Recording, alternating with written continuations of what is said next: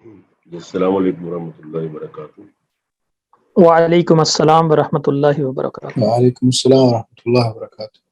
پہلے تو وہ ایک مس انڈرسٹینڈنگ ہوئی تھی، میں نا وہ ایس اور ایف کا نکل گیا کلاس، اسی میں بہرحال آپ کی کلاس 11:30 بجے تھی، میسج لگا لی تھی۔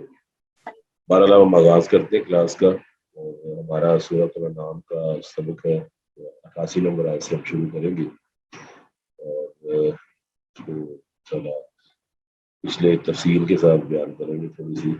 اللہ تعالیٰ نے ہمیں اس کے اندر جو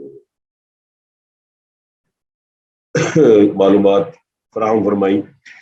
اور کل پچھلے لیکچر میں آپ نے 18 انبیاء کا ذکر پڑھا کہ اللہ وحدہ لا شریک کا ذکر کرتے ہوئے اور ان کی کاوشوں کا ذکر کیا، اور یہ بھی فرمایا جو اوپر آیت آپ کو نظر آ رہی ہے کہ اللہ اشرکوا، اگر یہ نبی جو ہے یہ شرک کرتے تو اللہ تعالیٰ ان کے اعمال ضائع کر دیتا۔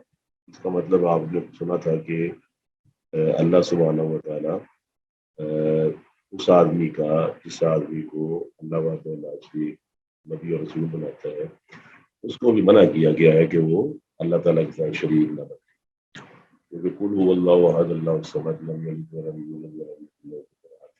اور آپ کو پتہ ہے شرک اس لیے کہ لا برہان لہ بھی، شرک کی کوئی دلیل اللہ تعالیٰ نے نازل نہیں فرمائی۔ شرک کی نہ کوئی عقلی دلیل ہے نہ کوئی نقلی دلیل ہے، صرف شیطان کے بہکاوے اور شیطان کا ایک تسلط ہے جس کی وجہ سے آدمی شرک کرتا ہے۔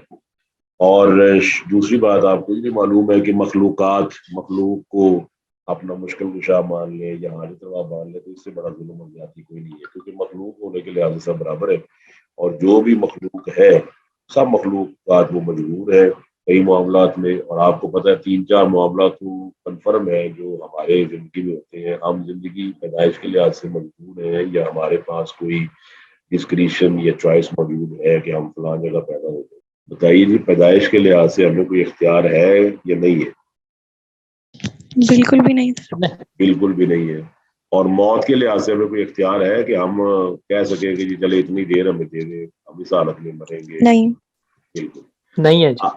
اب آپ نے نا یہ ایکسٹریمز ہو گئی، ایکسٹریمز کا مطلب ہے 2 کارنرز ہیں، اور کارنرز کے درمیان ہماری لائف ہے، اور یہ دونوں کارنرز جو ہے نا بڑے اہم ہیں، یعنی کہ پیدائش کے مرحلے سے ہم گزر چکے ہیں، موت کے مرحلے سے ہم گزر چکے ہیں۔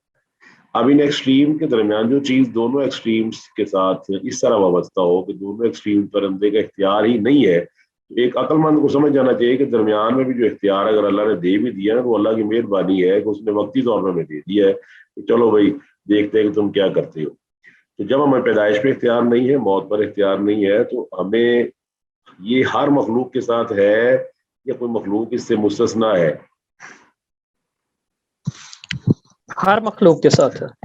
اس کا مطلب ہے کہ مخلوق کو مشکل کشا سمجھنا، جبکہ ہر مخلوق جو ہے وہ ان 2 مجبوریوں میں گھری ہوئی ہے کہ وہ پیدا نہیں ہو سکتی اپنی مرضی سے، مر نہیں سکتی اپنی مرضی سے۔ صاف ظاہر ایسی مخلوقات کو اللہ تعالیٰ کا شریک بنانا، اس سے بڑا ظلم اور زیادتی کیا ہوگی؟ اس لیے لقمان، جن کو بارے میں اختلاف ہے کہ وہ نبی ہے یا غیر نبی ہے، بہرحال اللہ تعالیٰ نے ان کو اچھے الفاظ سے یاد کیا قرآن میں، وَإِذْ قَالَ لُقْمَانُ لِابْنِهِ وَهُوَ يَعِظُهُ يَا بُنَيَّ لَا تُشْرِكْ بِاللَّهِ إِنَّ الشِّرْكَ لَظُلْمٌ عَظِيمٌ۔ پھر اللہ فرماتا ہے الَّذِينَ آمَنُوا وَلَمْ يَلْبِسُوا إِيمَانَهُم بِظُلْمٍ أُولَٰئِكَ لَهُمُ الْأَمْنُ وَهُم مُهْتَدُونَ۔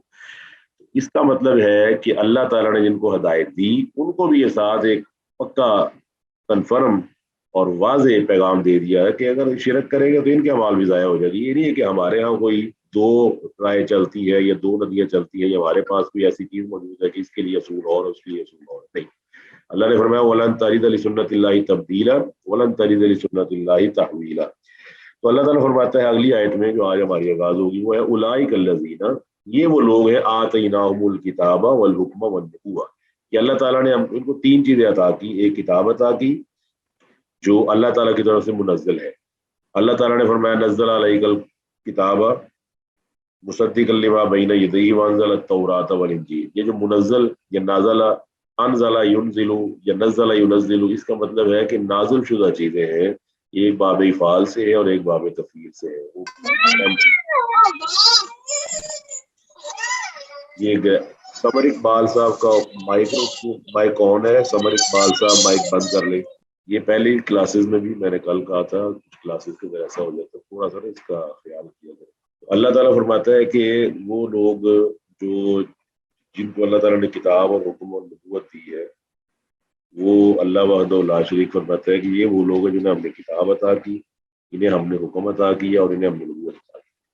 تو اب یہ جو کتاب ہے یہ اللہ تعالیٰ کی طرف سے منزل ہے، اللہ تعالیٰ کی طرف سے منزل ہے، اور اللہ سبحانہ و تعالیٰ نے اس کا حکم دیا ہوا ہے، اور اللہ سبحانہ و تعالیٰ نے اس کو 3 چیزوں میں تقسیم کیا ہے۔ پہلی بات اب کتاب ہوگی، اور دوسرا ہے اللہ کی کتاب کا فہم، اس پر عمل کرنے کا طریقہ کار، اور وہ نبوت سے مراد ہے اس ہدایت الہی کے مطابق لوگوں کی رہنمائی۔ کتاب آ گئی، اب کتاب کے اندر جو چیزیں موجود ہیں ان کو کس طرح کن ڈائریکشن کے ساتھ یوز کرنا ہے وہ، اور نبوت اس ہدایت الہی کے مطابق اللہ تعالیٰ کی طرف سے رہنمائی کرنا، تو یہ 3 چیزیں ہیں۔ اب ایک آپ کی کتاب ہے اور ایک ہے کتاب کے مطابق فیصلہ کرنا۔ اب یہ فیصلہ کرنا آج کل بہت اہم ہے۔ آج کل کے تناظر میں جو پولیٹیکل تناظر ہے اس کے لحاظ سے ہمیں یہ سمجھنا پڑے گا کہ کیا اللہ تعالیٰ کی کتاب صرف پڑھنے کے لیے ہے یا یہ ہمارے سیاسی پولیٹیکل معاملات کے حل کے لیے بھی ہے، جبکہ اللہ سبحانہ و تعالیٰ نے قرآن مجید کے اندر 3 آیات سورہ مائدہ میں ارشاد فرمایا من لم یحکم بما انزل اللہ فاولئک هم الکافرون، کہ جو آدمی جو بھی اللہ کی کتاب کے مطابق فیصلہ نہیں کرتا وہ کافر ہے، یا وہ ظالم ہے، یا وہ فاسق ہے۔ یہ سورہ مائدہ میں 3 آیات ایک ہی رکوع میں نا تھوڑے تھوڑے بخشوں کے ساتھ موجود ہے۔ من لم یحکم بما انزل اللہ فاولئک هم الظالمون، من لم یحکم بما انزل اللہ فاولئک هم الکافرون واولئک هم الفاسقون۔ اب یہ 3 اصطلاحات ہیں کافر، فاسق اور ظالم کی، اگر یہ تینوں اصطلاحات میں کوئی آدمی بھی نہیں آنا چاہتا، آپ میں سے اور میں کوئی آدمی نہیں چاہتا کہ وہ ان تینوں میں سے کسی ایک کا مصداق بن جائے، جبکہ کتاب اللہ نے نازل اس لیے کی ہے لیحکم بین الناس، کہ تاکہ آپ فیصلہ کریں، لیتحکم بین الناس بما اراک اللہ، اللہ تعالیٰ جو آپ کو دکھاتا ہے، جو اللہ تعالیٰ آپ کو سمجھاتا ہے اس کے مطابق آپ فیصلہ کریں۔ اور اللہ سبحانہ و تعالیٰ کے انبیاء نے اس کے مطابق فیصلہ کیا۔ داؤد علیہ السلام نے فیصلہ کیا، اللہ فرماتا ہے ففہمنا سلیمان، ہم نے سلیمان علیہ السلام کو فہم عطا کیا۔ خود آپ قرآن مجید کے اندر جانتے ہیں۔ اب یہ ہے نا آج کل پولیٹیکلی بہت بڑی ایک مسئلہ بنا ہوا ہے کہ ہم غلام بن چکے ہیں ڈیموکریسی، ڈیمو کا مطلب ہوتا ہے لوگ، کریسی کا مطلب ہوتا ہے حکومت، ہم بن چکے ہیں غلام لوگوں کے، اور آپ کو پتہ ہے لوگ فیصلہ کر رہے ہیں اپنی عقل کے مطابق، اور عقل 2 آدمیوں کی، پوری دنیا میں 2 آدمیوں کی عقل بھی ایک جیسی نہیں ہے، 2 آدمی اب لے رہے ہیں، ان کی عقل میں فرق ہوگا، سگے بھائیوں کی عقل میں فرق ہوگا، کوئی کچھ کہہ رہا ہے کوئی کچھ کہہ رہا ہے۔ کیا یہ بات درست ہے یا آپ کو اس پہ کوئی آرگومنٹ ہے؟ درست ہے جی۔ یہ کچھ کہہ رہا ہے کچھ کہہ رہا ہے۔ اب آپ پتہ اگر عقل کی بنیاد پر فیصلے کیے جائیں ملکوں میں، تو وہاں پہ کس طرح بہتری آ سکتی ہے، جب کہ ایک عقل کچھ کہہ رہی ہے دوسری کچھ کہہ رہی ہے، حتیٰ کہ یہاں تک ہوتا ہے کہ ایک عقل کہہ رہی ہوتی گرمی لگ رہی، دوسری کہہ رہا ہوتا سردی لگ رہی ہے، ایک عقل کہہ رہی ہوتی میں نے یہ کھانا، دوسرا کہہ تم نے یہ کیا پکا لیا۔ اب یہ 2 عقلیں کٹھی نہیں ہو رہی، تو پوری لوگوں کو، پوری عقلوں کو آپ کہیں جی ملک چلاؤ، کس طرح ہو سکتا ہے، جبکہ ہمیں حکم دیا گیا ہے کہ ہم اپنے جسم کی حکومت یا اپنے گھر کی حکومت یا اپنے محلے کی حکومت یا اپنے معاشرے کی حکومت اس کو استوار کرے اس چیز پر جس کو عقل نے نہیں بلکہ اللہ سبحانہ و تعالیٰ نے کو تخلیق کیا ہے، اس کا اپنا کلام ہے۔ اس لیے اللہ وحدہ لا شریک نے ہمیں بار بار فرمایا، اور وہ جو اب یہ جو ہمارے ہاں دین اور دنیا کو تقسیم کرنے کی سازش ہے، اور یہ جو ہم نے علماء حضرات کو صرف مسجد تک محدود کر دیا ہے، اور یہ ہم کہہ رہے ہیں کہ یہ جو ممبر کی بجائے وہاں اقتدار میں نہیں آ سکتے، اس کی کوئی دلیل اللہ تعالیٰ نے نازل فرمائی ہے، کوئی دلیل اللہ کے نبی علیہ الصلوۃ والسلام نے فرمائی ہے۔ اور پھر الذین ان مکناہم فی الارض اقاموا الصلاۃ وآتوا الزکاۃ وامروا بالمعروف ونہوا عن المنکر وللہ عاقبۃ الامور۔ اگر ان کو حکومت مل جائے، اگر حکومت مل جائے تو خود ہی پتہ چل رہا ہے کہ حکومت ان کو مل سکتی ہے۔ لَيَسْتَخْلِفَنَّهُمْ كَمَا اسْتَخْلَفَ الَّذِينَ مِن قَبْلِهِمْ، اللہ فرماتا ہے ہم ان کو اس طرح خلافت دیں گے جس طرح ہم نے پہلے لوگوں کو خلافت دی تھی، اور انہوں نے اللہ کے دین کے مطابق فیصلے کیے ہوئے، اللہ کی تورات کے مطابق فیصلے ہوئے، اللہ کے کلام کے مطابق فیصلے ہوئے۔ خود آپ جانتے ہیں خلافت راشدہ کے اندر کس کے مطابق فیصلہ ہوتا رہا، قرآن مجید کے مطابق۔ یہ جو ہماری ڈویژن ہے دین اور دنیا کی، کہ دین جو ہے وہ مولانا چلائیں گے اور دنیا مسٹر چلائے گا، تو مسٹر اور مولانا کی تفریق نے ہمارا جو دنیا کا نظام ہے اس کو درم برم کر کے رکھی ہے۔ یہاں کتاب کے ساتھ حکم کہ کتاب کی فہم کیا ہے، پھر عمل کرنے کا طریقہ کار کیا ہوگا، یہ بھی اللہ نے بتایا ہے۔ اللہ تعالیٰ نے یہ نبیوں کو عطا کیا، اور محمد رسول اللہ صلی اللہ علیہ وسلم نے کیا ریاست مدینہ بنائی، اور مدینہ کی ریاست میں آپ علیہ الصلوۃ والسلام کی تاریخ کے اندر یہ بات موجود ہے کہ اس قدر کام ہوا، اور کام کس پہ ہوا یہ ذرا آپ بات سمجھ لیں۔ آپ جب بھی کام کرواتے ہیں تو آپ سلیکٹ کرتے ہیں، اپنے پلاٹ کو سلیکٹ کرتے ہیں کہ یہاں پر واش روم کا کام ہوگا، یہاں پر کچن کا کام ہوگا, یہاں ڈرائنگ روم کا کام ہوگا, اور آپ سب کو یہ ماننا پڑتا ہے کہ ہر ایک کی ریکوائرمنٹ مختلف ہے. کیا یہ بات درست ہے جو میں نے آپ سے اس وقت کی ہے, شیئر کی ہے؟ جی سر جی بالکل درست ہے ایسا ہی ہے. آپ دیکھیے اللہ تعالیٰ نے ہمیں نا قرآن مجید دے دیا, پھر اللہ سبحانہ و تعالیٰ نے ہمیں بتا دیا کہ قرآن مجید کی آپ نے جس طرح ڈیکوریشن علیحدہ علیحدہ کر دی, کچن والے آپ, میں حیران ہوں, کچن کی ٹائلیں علیحدہ ہیں, فرنٹ ایلیویشن کی ٹائلز علیحدہ ہے, اسی طرح فلورز کی ٹائل علیحدہ ہے. یہ حیرانی والی بات ہے کہ نہیں ہے؟ آپ کہیں کچھ ٹائل لگاتے ہیں وہ دوسری جگہ زیرو ہو جاتی. اللہ تعالیٰ نے ہمیں اصل میں شریعت کے مطابق عمل کرنے کے لیے یہ فرمایا تھا کہ ہم اپنے نفس اور اپنے نفس کے اندر چھپا ہوا شیطان ہے اس پر ورک آؤٹ کریں, اس پر کام کریں, اس قدر زیادہ کہ اگر گناہ سرزد ہو جائے غلطی سے تو ہم خود جا کے ایڈمٹ کریں کہ یا اللہ کے نبی علیہ السلام ہم سے گناہ سرزد ہو گیا ہے, لہٰذا آپ ہمیں معاف فرما دیں. اب آپ یہ بتائیں کہ اللہ کے نبی علیہ السلام نے کس پر کام کیا ہے؟ آپ نے تو کام کیا اس آدمی کے نفس پر, کہ اس کے نفس کو اتنا ملامت کرنے والا بنا دیا کہ گناہ گھر میں ہوتا تھا اندھیرے میں, وہ اللہ کے نبی سے آگے کہتا تھا کہ میرے اوپر حد نافذ فرما دے. آپ بتائیے پوری دنیا میں اس وقت کوئی ایک ایسا معاشرہ دکھا دے, ہمارا سوشل جسٹس کا جو جتنا بھی نظام ہے وہ تو یہ کہہ رہا ہوتا ہے کہ مجرم آگے کہتا ہے میں نے گناہ کیا ہے, غلطی کی ہے, تو وکیل صاحب یا فلانے صاحب آپ مجھے بچا سکتے ہیں, وہ ایڈمٹ کر رہا ہوتا ہے کہ میں نے کیا ہے. ادھر کیا ہے کر کے وہ کہہ رہے ہیں میرے اوپر حد کو نافذ کر دیا جائے. اصل میں ہم نے دین کا اطلاق کسی ایسی جگہ کر دیا ہے جہاں وہ اطلاق نہیں کرنے والا تھا. ہم دین کو سمجھ بیٹھے ہیں مسجد تک, اور جو باہر ہے ہماری دکان وہ دین سے باہر ہے, ہماری عدالت وہ دین سے باہر ہے, ہمارا اسٹیٹ بینک وہ دین سے باہر ہے, ہمارا جو اسلام آباد وہ دین سے باہر ہے, ہماری پارلیمنٹ دین سے باہر ہے. اللہ گواہ ہے یہ تمام چیزیں دین کے اندر شامل ہیں. جب تک ان میں دین نہیں ہوگا ہمارا ملک ترقی نہیں کر سکتا, ہم نیشنل قوم ترقی نہیں کر سکتی. کیا رسول اللہ صلی اللہ علیہ وسلم کے دور میں ایک عورت نے, ایک مرد نے آ کر اندھیرے میں کیے ہوئے گناہ کو ایکسیپٹ کرتے ہوئے اپنے اوپر پتھر والی سزا جسے رجم کہتے ہیں کروائی ہے یا نہیں کروائی؟ کروائیے شیخ محترم.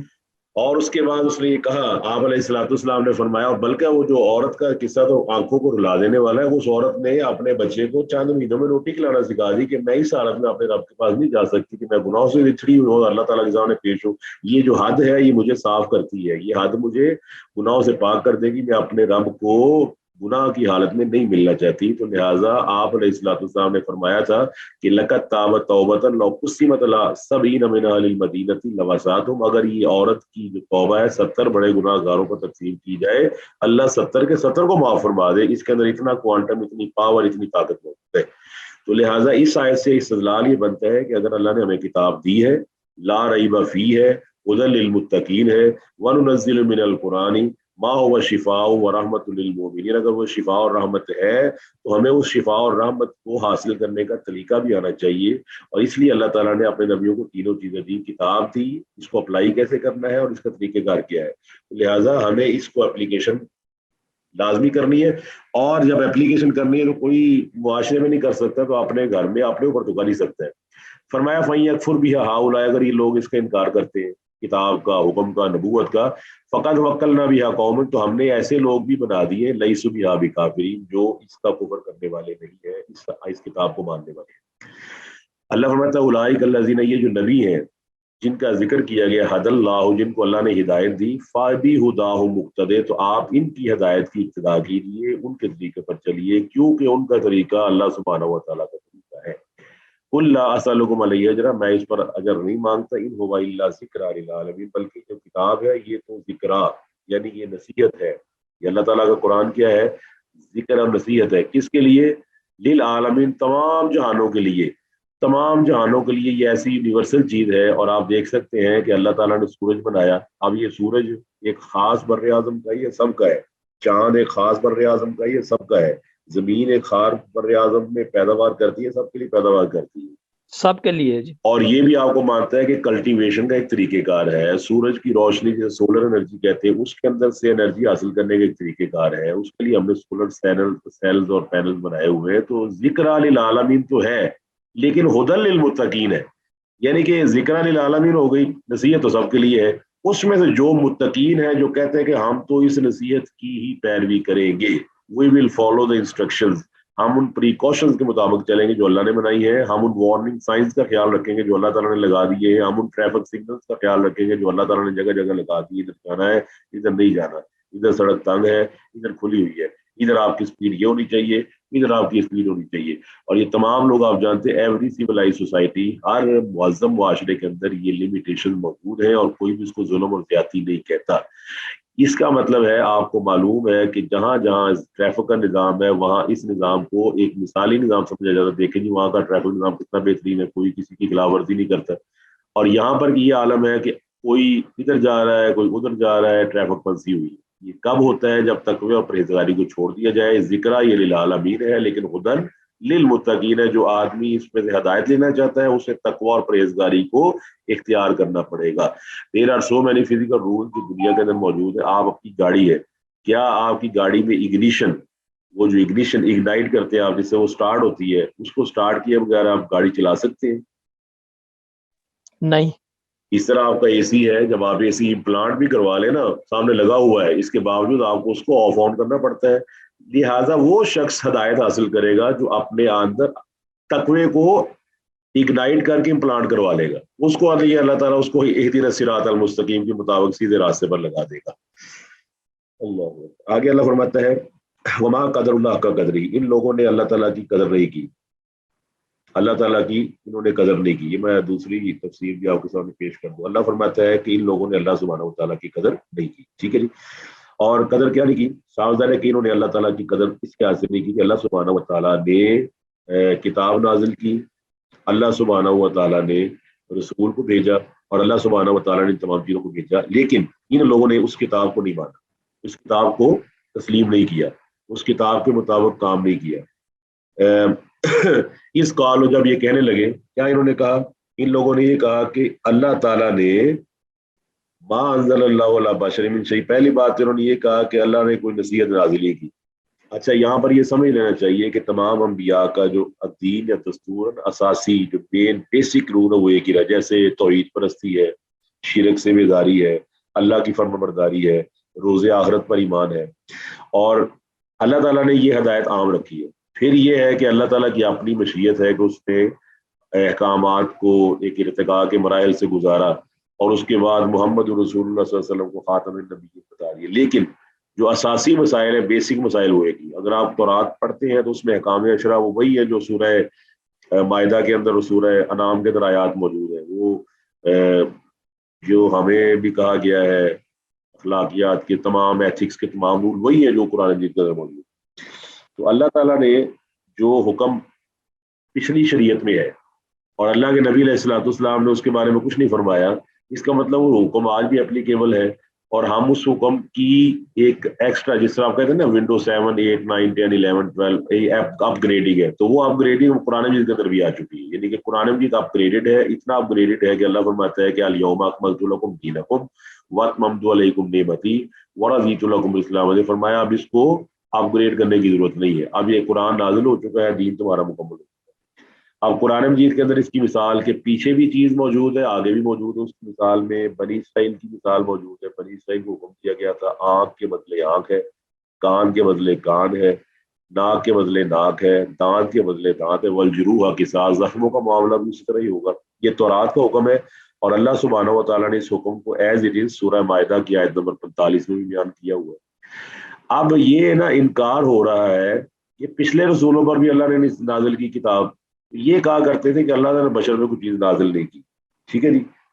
پھر دوسری مثال یہ ہے کہ جو شریعتوں کا توازن اور توافق اس کے اندر یہ مثال ہے, تورات میں شادی شدہ زانی اور زانیہ کو سنسار کرنے کا حکم ہے, اور یہی آپ علیہ الصلوۃ والسلام کے پاس صحیح بخاری کے اندر جو حدیث موجود ہے کہ شادی شدہ یہودی اور یہودیت کا مقدمہ لایا گیا, تو آپ علیہ الصلوۃ والسلام نے فرمایا کہ اے اللہ میں سب سے پہلے تیرے اس حکم کو مردہ کرتا ہوں جس کو یہودیوں نے مردہ کر دیا تھا. یہ آپ کو حدیث مل جائے گی مسلم کتاب الحدود باب رجم الیہود و اہل ذمہ, اس کے اندر مل جائے گی. اسی طرح آپ اس کو سورہ مائدہ کی آیت نمبر 43 میں دیکھ سکتے ہیں.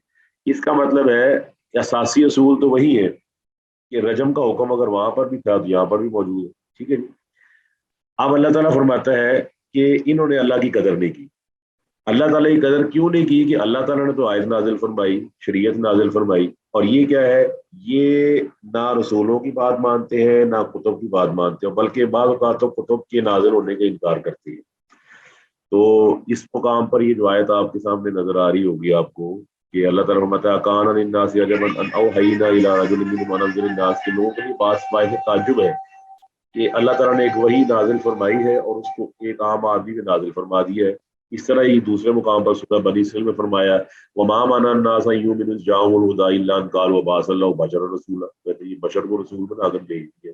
تو اس کا مطلب یہ ہے کہ اللہ وحدہ لا شریک کی قدر یہ لوگ نہیں کر پائے جب انہوں نے نبی کی قدر نہیں کی، نبی کی قدر نہیں کی، کتاب کی قدر نہیں کی۔ اور آپ کو معلوم ہے یہ سمپل سی بات ہے کہ آپ اپنے موبائل کے اندر میسج کی قدر کرتے ہیں، بعض میسیجز کو آپ پڑھنا گوارا نہیں کرتے، اس کا مطلب ہے کہ آپ دراصل اس میسج والے کو اہمیت نہیں دے رہے۔ یہ بات درست ہے جی؟ جی شیخ محترم۔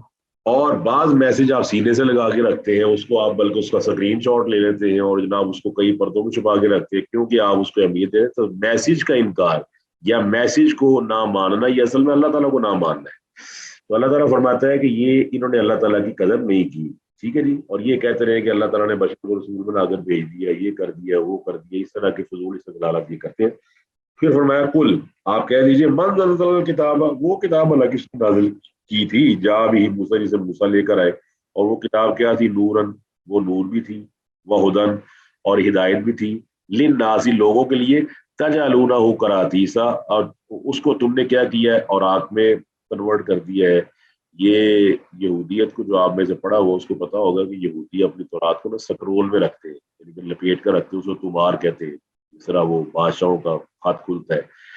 فرمایا تم دونہ، اور تم اس کو ظاہر کرتے ہو، وتخفون کثیرا، اور اس کی بہت سی باتوں کو تم چھپا لیتے ہو۔ اور ان کتابوں کے اندر یہ بات بھی موجود ہے کہ جی اللہ تعالیٰ کا ایک نبی بعد میں آئے گا، جس طرح آپ نے قرآن مجید کے اندر اس کا بیان پڑھا، اور آپ نے اگر آپ پڑھتے ہیں بائبل تو بائبل کی 4 ورژن اس کے اندر بھی آپ کو مل جائے گا، اور انجیل برناباس جس کو عیسائی اس لیے ماننے سے انکاری ہے کہ اس کے اندر محمد صلی اللہ علیہ وسلم کی بعثت کا ذکر ہے، تو یہ تمام چیزیں ان کی ہٹ درمی کو ظاہر کرتی ہیں۔ تو فرمایا یہ موسیٰ علیہ السلام کو اللہ نے نور اور ہدایت دی، روشنی دی، اور فرمایا وَعُلِّمْتُم مَا لَمْ تَعْلَمُوا، اور تم سکھائے گئے مَا لَمْ تَعْلَمُوا، جو تم نہیں جانتے تھے، نہ تمہیں پتا تھا، وَلَا آبَاؤُكُمْ، نہ تمہارے باؤ اجداد کو پتا تھا۔ اس کا مطلب ہے جس طرح ہم بھی اپنے آپ کو دیکھیں کہ قرآن مجید نے ہمیں کئی باتوں کے بارے میں آگاہ کیا جن کا پہلے سے علم نہیں تھا، تو اللہ وحدہ لا شریک فرماتا ہے کہ اللہ کی قدر کا مطلب یہ ہے کہ اللہ تعالیٰ کی میسج کی قدر کی جائے، اللہ کی کتاب کی قدر کی جائے، اللہ کے رسول کی قدر کی جائے، اور قدر کا اصل مطلب ہوتا ہے کہ اس کی بات کو تسلیم کر کے اس کو مانا جائے۔ اللہ فرماتا ہے قل اللہ، پھر اللہ نے خود جواب دیا ہے کہ یہ تمام چیزیں اللہ سبحانہ و تعالیٰ نے ہی بنائی، ٹھیک ہے جی، اللہ تعالیٰ نے اس کو بنایا ہے، اللہ تعالیٰ نے اس کو نازل کیا ہے۔ تو ثم ذرہم، پھر فرمایا آپ ان کو چھوڑ دیجئے، کس میں چھوڑ دیجئے، کہاں چھوڑ دیجئے، فی خوضہم، ان کی فضول بحثوں میں۔ تو یا لابون، یہ اس میں کھیل رہے ہیں، اور یہ مختلف چیزوں کے ساتھ سے بناتے ہیں، مختلف چیزوں کے لحاظ سے مختلف چیزوں کو، مختلف عقائد کو لوگوں میں رواج دیتے ہیں، کبھی تورات کو نہیں مانتے، کبھی تورات کے حکم کا انکار کر دیتے ہیں، پھر جو تورات کو حکم رسول اللہ صلی اللہ علیہ وسلم بتاتے ہیں اس کا انکار ہو جاتا ہے، پھر ہاتھ رکھ کے چھپا لیتے ہیں۔ اصل مقصد یہی ہے کہ یہ اپنے عقل کو اور اپنے ذہن کو استعمال کرتے ہوئے اللہ کی وحی کا انکار کرتے ہیں۔ تو لہٰذا آپ ان کو خوض کسے کہتے ہیں، فضول گفتگو کرنا، فضول دلائل پیش کرنا، اس کے اندر ان کو کھیلتا رہنے دیں، اور آپ کا کام یہ کہ آپ اپنی شریعت کی پیروی کریں اور آپ اپنے قرآن مجید کی پیروی کریں، ان اتبع الا ما یوحی الی، اور اس چیز کی پیروی کریں جو موسیٰ علیہ السلام کی کتاب کی تصدیق کرنے والی بھی ہے، انجیل کی تصدیق کرنے والی بھی ہے، اور سب سے بڑی دلیل یہ ہے کہ خود ان کتابوں کے اندر جن کو یہ رسول مانتے ہیں ان لوگوں نے خود بیان دیا ہوا کہ ہمارے پاس ایک نبی آئے گا۔ پھر قرآن مجید نے یہ بیان دیا ہوا ہے کہ وَإِذَا أَخَذَ اللَّهُ مِيثَاقَ النَّبِيِّينَ لَمَا آتَيْتُكُم مِّن كِتَابٍ وَحِكْمَةٍ ثُمَّ جَاءَكُم رَّسُولٌ مُّصَدِّقٌ لِّمَا مَعَكُمْ لَتُؤْمِنُنَّ بِهِ وَلَتَنصُرُنَّهُ، بعد میں آنے والے ہر نبی نے پہلے نبی کا اختلاف نہیں کیا بلکہ پہلے نبی کو مانا اور تصدیق کیا ہے، اور بعد پہلے آنے والوں نے بعد میں آنے والوں کا انکار نہیں کیا بلکہ ان کی بشارتیں دی ہیں۔ ابراہیم علیہ السلام کی بشارت بھی قرآن مجید کے اندر موجود ہے، جب انہوں نے کعبے کی دیواریں اٹھائی اور کیا فرمایا، ربنا وابعث فیہم رسولا منہم، کہ اللہ ان میں ایک رسول کو بھیجنا بعد میں۔ خود عیسیٰ علیہ السلام تو فرما رہے کہ یات من بعد اسمہ محمد، میرے بعد ایک ایسا نبی ہے جس کا نام احمد ہوگا، جو سب سے زیادہ اللہ سبحانہ و تعالیٰ کی تعریف کرنے والا ہوگا. اور فرمایا وہذا کتاب، پھر اللہ تعالیٰ کا کلام آتا ہے اپنی کتاب اس بارے میں، وہذا کتاب، یہ جو کتاب ہے انزلناہ، ہم نے اس کو نازل کیا ہے مبارک، یہ بابرکت کتاب کیا ہے، بابرکت ہے، بڑی خیر و برکت والی کتاب ہے. اور یہ اس کی بابرکت ایک یہ ہے کہ اس نے عرب جیسی جاہل قوم کو، آپ کو پتہ ہے ریکٹیفائی کرنا. آپ کو معلوم ہے جس طرح آپ کا کرنٹ آتا ہے پیچھے سے کئی ہزار وولٹ، اور پھر آپ اس کو گرڈ اسٹیشن کے ذریعے نیچے لے کر آتے ہیں، پھر آپ اس کو 220 240 تک لے کر آتے ہیں اپلائنسز کے لیے کہ آپ کا فریج چل سکے، آپ کی چیزیں چل سکے. آپ اسے ریکٹیفائی کرتے ہیں، آپ اسے ٹرانسفارم کرتے ہیں. تو صاف ظاہر ہے یہ کتاب کتنی بابرکت ہے. کیا آپ اس بات کو جانتے اور مانتے ہیں کہ یہ جو ریکٹیفائرز ہیں یا ٹرانسفارمرز ہیں یا گرڈ اسٹیشن کا سارا نظام ہے جو کرنٹ کی طاقت کو اس لیول پر لے کر آتا ہے کہ وہ طاقت آپ کے فائدے کا باعث بن جائے، یہ چیزیں ٹیکنالوجیکلی ہمارے لیے بہتر ہے یا ہمارے لیے مضر ہے؟ بہتر ہیں جی. بہتر ہے جی. اب اس کا جب آپ نے کہہ دیا بہتر ہے تو صاف ظاہر ہے وہ کتاب کتنی بابرکت ہوگی جس کتاب نے عرب جیسی بدو قوم کو جو قبائلی عصبیت کی وجہ سے لڑتی رہتی تھی، ہر وقت لڑائی جھگڑ، کہیں پانی پینے پلانے پہ جھگڑا، کہیں روک گھوڑا آگے بڑھانے پہ جھگڑا، کسی نے بات کر دی. جس طرح ہمارے یہاں پنجابی میں کہا ہے تو مینو ویکھیا کیوں تو مینو پوری کیوں پائی.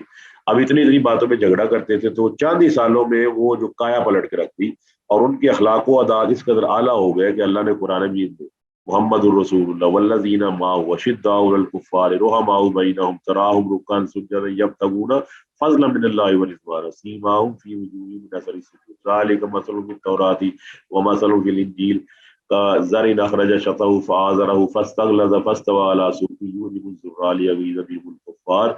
یہ سورہ فتح کی آخری آیت ہے. تو بعد میں کیا بن گئے وہ اس قدر مہذب بن گئے کہ گناہ ان کو کھٹکتا ہے، یعنی کہ معمولی سے معمولی غلطی ان کو کھٹکتی، اور نصیحت وہ اس طرح سنتے تھے گویا ان کے سروں پر پرندے بیٹھے ہوئے. تو فرمایا یہ مصدق لی اس کتاب کی ایک بابرکت چیز یہ بھی ہے کہ یہ اپنی پہلی کتابوں کی تصدیق کرنے والی، ان کا تصدیق کرنا یہ بھی اس چیز کے بارے میں. تو اب قرآن مجید یہ اللہ کا کلام ہے، اس میں پہلے آپ سن چکے ہیں کہ پہلی آیت آپ یہ پڑھی کہ ایک بشر پر اللہ کا کلام نازل ہو سکتا ہے، ایک تو یہ چیز ہے. اور یہ کتاب خیر و برکت والی ہے کہ زندگی کے تمام شعبوں کے لیے ہدایت فراہم کرتی ہے، عقائد صحیحہ کی تعلیم دیتی ہے، اور نئی بات نہیں پیش کرتی بلکہ پرانی کتابوں کی ہی تصدیق کرنے والی ہے. تیسرا یہ کہ یہ کتاب غفلت میں پڑے ہوئے لوگوں کو جھنجھوڑتی ہے اور انہیں آخرت یاد کرواتی ہے، اور ان کے سامنے دلائل پیش کرتی ہے.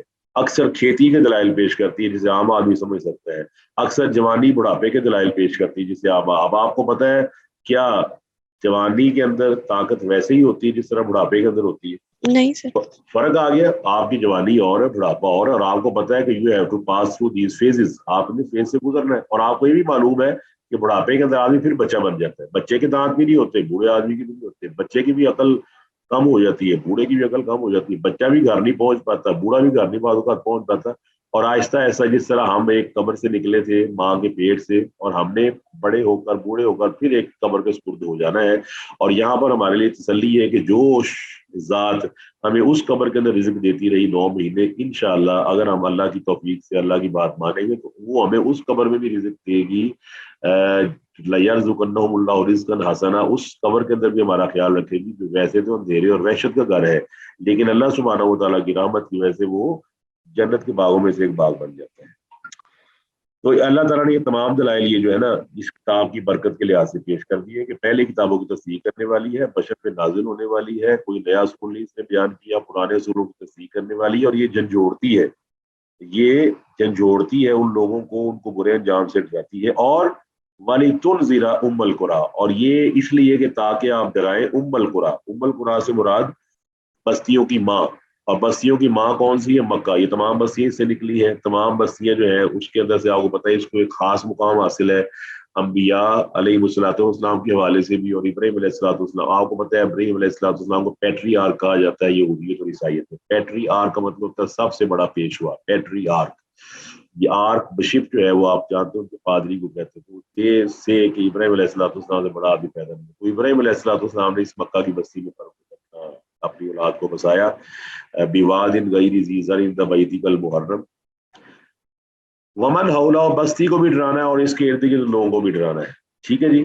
اور ڈرانا کیوں ہے، وارن کیوں کرنا ہے؟ تاکہ انہیں پتہ چل جائے کہ اللہ کا کلام تو ایک ہی ہے، اللہ تعالیٰ کے اصول تو ایک ہی ہے، اللہ کے ضابطے تو ایک ہی ہے. تو اللہ تعالیٰ سبحانہ و تعالیٰ نے اب ضابطے بنا دیے ہیں، ضابطے کو مکمل کر دیا ہے. اور سب سے اہم بات یہ کہ اس ضابطے کو، آپ کو یہ نا ٹیکنیکلی بات معلوم ہونی چاہیے کہ موسیٰ علیہ السلام اور عیسیٰ علیہ السلام کی نماز اور ان کا اٹھنے بیٹھنے کا طریقہ یہ محفوظ نہیں رہا. کوئی آدمی، کوئی عیسائی انگلی دکھا سکتا. لیکن آپ کو پتا ہے کہ آپ کے نبی علیہ السلام نماز میں انگلی ہلاتے تھے، تو وہ بھی موجود ہے. آپ علیہ السلام نے جوتا اتار دیا نماز میں، وہ حدیث بھی موجود ہے. آپ علیہ السلام نے یہ دعا پڑھی اللہ وباعد بینی و بین خطایا، یہ بھی بات موجود ہے. آپ کے پاؤں مبارک وہ سجدے میں جڑے ہوتے تھے ایک دوسرے کے ساتھ، یہ بھی حدیث میں موجود ہے. یعنی کہ اللہ کے نبی علیہ السلام کی چھوٹی سے چھوٹی بات بھی اللہ نے سیو کروا دی. اللہ فرماتا ہے والذین یؤمنون، اور وہ آدمی، وہ لوگ جو آخرت پر ایمان لاتے ہیں. اللہ اکبر. اب اصل بات یہی ہے کہ آخرت پر ایمان. اور جب آپ کو پتا ہے جب آخرت پر ایمان ہو تو یہ بات سمجھ لیں کہ جس طرح ہم ایٹماسفیئر کے لحاظ سے، ٹیمپریچر کے لحاظ سے، ابھی یہی کا اندازہ لگا لیں، یہاں پر ٹیمپریچر اور ہے، پہاڑی علاقوں میں اور ہے. یہ بات درست ہے جی کہ پہاڑی علاقوں میں ٹیمپریچر کم ہوتا ہے اور میدانی میں زیادہ ہوتا ہے. جی anyone from the class. جی جی. بالکل. اچھا، پہاڑی علاقوں کا ڈفرینٹ ہوتا ہے اور میدانی علاقوں کا ڈفرینٹ ہوتا ہے. اب آپ کو سمپل سی بات ہے، وہ تو سیدھی کلیئر بات ہے کہ ہم یہاں پر گرمی میں رہ رہے ہیں تو ہمارے گھروں میں اے سی چلے ہوئے. ابھی یار ہمارا پہاڑی علاقوں میں یا سرد ملک میں سائبیریا میں جانے کا، یا رشیا کی دوسری ریاستوں میں، یا ایسے ملک میں جو ٹھنڈے ہیں، تو آپ کو معلوم ہے کہ ہم یہاں سے اپنی لحاف رضائیاں پکڑیں گے، موٹے کپڑے لے کر جائیں گے. ہم وہ لوگ کہیں گے یار آپ وہاں جا رہی ہے اتنے گرم موسم میں، آپ یہ رضائی پکڑی، تو آپ کیا کہیں گے؟ آپ یہ کہیں گے بھائی میں وہاں جا رہا ہوں جہاں پر ٹھنڈ بہت زیادہ ہے. تو یہ بات سارے اسٹوڈنٹ ذہن میں رکھ لیں کہ ہم نے جب آخرت میں جانا ہے تو آخرت کا موسم، ایٹماسفیئر، ٹیمپریچر کی حالات بالکل مختلف ہے دنیا سے. یہ پہلے ایکسیپٹ کر لیں. ٹھیک ہے جی، کلیئر جی. اب حیرانی کی والی بات یہ ہے کہ آخرت کا ماحول مختلف ہے، اور میں یہاں پر گرمی کے موسم کو پیش نظر رکھتے ہوئے سرد علاقے میں جانے سے پہلے ہلکا لباس، کوئی رضائی لے کر نہ جاؤں، کوئی کچھ نہ لے کر نہ جاؤں، تو مجھے بیوقوف کہا جائے گا اور مجھے کہا جائے گا تم نے اس علاقے کا خیال نہیں کیا جہاں تم نے جانا. بھائی وہ پہاڑی علاقہ ہے، وہ تو ٹھنڈا علاقہ ہے، وہاں کے لیے ایگزیکٹلی اللہ فرماتا ہے کہ آخرت پر جو ایمان لاتے ہیں وہ کتاب پر ایمان لاتے ہیں، وہ اس قرآن پر ایمان لائیں گے. انہیں قرآن مجید بتائے گا کہ آخرت کیا ہے، آخرت کا ماحول اور ہے. اور جو تم نے بنائے ہوئے نا کہ سفارش چل جائے گی، یا مال چل جائے گا، یا پیسے چل جائیں گے، یا نسب چل جائے گا، یا کسی نبی سے رشتہ داری چل جائے گی. جس طرح یہودی کہا کرتے تھے نحن ابناء اللہ و احباؤہ، ہم تو اللہ کے بیٹے، اللہ کے چہتے. اللہ تعالیٰ ہمیں عذاب نہیں کرے گا، عذاب کرے گا 2-3 دن 4 دن کے لیے کرے گا، وہ نکال لے گا باہر، ہمیں عذاب نہیں ہوگا. کوئی کہتا تھا نحن اکثر اموالا و اولادا وما نحن بمعذبین، ہمیں عذاب نہیں ہو سکتا کیونکہ ہمارے پاس مال بہت زیادہ، اولاد بہت زیادہ. اللہ گواہ ہے یہ مال اور اولاد قیامت میں کام نہیں آنے والے، کیونکہ قیامت کا ماحول، اس کا ایٹماسفیئر، اس کا ٹیمپریچر، اس کی کنڈیشن بالکل ٹوٹلی ڈفرنٹ ہے دنیا سے. فرمایا وہم علی صلاۃ. اب یہ باری آئی اگر ان کا آخرت پر ایمان ہے، اور وہ آپ آیت میں لا لیں پہلے والی جو اللہ تعالیٰ کے قرآن کی تشریح پوری ہوئی ہے، ذالک الکتاب لا ریب فیہ ھدی للمتقین الذین یؤمنون بالغیب ویقیمون الصلاۃ ومما رزقناہم ينفقون والذین یؤمنون بما انزل الیک وما انزل من قبلک وبالآخرۃ هم یوقنون. یہاں پر بھی ہے یؤمنون، یعنی کہ ان کا یقین ہے کہ آخرت آنے والی ہے، آخرت کے اندر حساب ہوگا. اللہ تعالیٰ نے گواہ بنائے ہوئے ہیں، ہماری زمین گواہ ہے، ہمارا ایک گواہ 2 فرشتے ہیں جو ہمارے کندھوں پر بیٹھے ہوئے ہیں، ہمارا گواہ وہ کتاب ہے جس کے اندر ہمارا نام ہے، ہماری نا کننا نستنسخ ما کنتم تعملون، جو تم کر رہے تھے ہم لکھوا رہے تھے. اور یہ نا بڑی سمپل سی بات ہے سائنسی لحاظ سے. آپ دیکھیں آپ بیٹھے ہوئے، آپ نے صرف ریکارڈنگ کا بٹن دبا دیا، کیا ریکارڈ ہو گئی، ریکارڈ ہو گیا لیکچر یا نہیں؟ جب اور ریکارڈنگ کا بٹن دبایا تو ہو گیا. تو اللہ تعالیٰ تو خالق ہے، خالق کی تو مثال بھی نہیں دی جا سکتی کہ مخلوق ایسے کام کر سکتی ہے. تو خالق ہے. وہ خالق جس نے مخلوق کو محدود عقل دی، اس محدود عقل کو استعمال کر کے وہ ریکارڈنگ کر سکتا ہے. تو اللہ سبحانہ و تعالیٰ کے لیے تو مثال ہی نہیں دی جا سکتی وہ کیا کچھ کر سکتا ہے. تو فرمایا یہ لوگ جو آخرت پر ایمان رکھتے ہیں وہی کتاب پر ایمان رکھتے ہیں. وہم علی صلاتہم یحافظون، اور وہ اپنی نماز پر حفاظت کرنے والے، اس کی محافظت کرنے والے ہیں اور مداومت کرنے والے۔ مداومت سے مراد بھی، محافظت سے مراد یہ ہے کہ اس پر دوام، یہ نہیں کہ 2 دن پڑھ لی 4 دن نہ پڑھی۔ اور آپ کو یہ پتہ ہے، معلوم مسئلہ ہے کہ تمام ائمہ اربع رحمہم اللہ، جس میں امام مالک، امام شافعی، امام احمد بن حنبل اور امام ان سب کا تقریباً متفقہ فیصلہ ہے کہ بے نمازی کی توبہ کروائی جائے، ورنہ اس کو موت کی گھاٹ اتار دیا جائے، کیونکہ اس نے نماز اللہ تعالیٰ کی چھوڑ دی۔ صرف ابو حنیفہ رحمۃ اللہ فرماتے ہیں کہ اس کو نا اس وقت تک جیل میں بند کیا جائے یہاں تک کہ وہ توبہ کر لے۔ اب یہ تمام چیزیں، نماز، اور نماز کیا ہے؟ اللہ کے نبی علیہ الصلوۃ والسلام کی آنکھوں کی ٹھنڈک کیا ہے؟ آپ نے کس کو آنکھوں کی ٹھنڈک قرار دیا ہے؟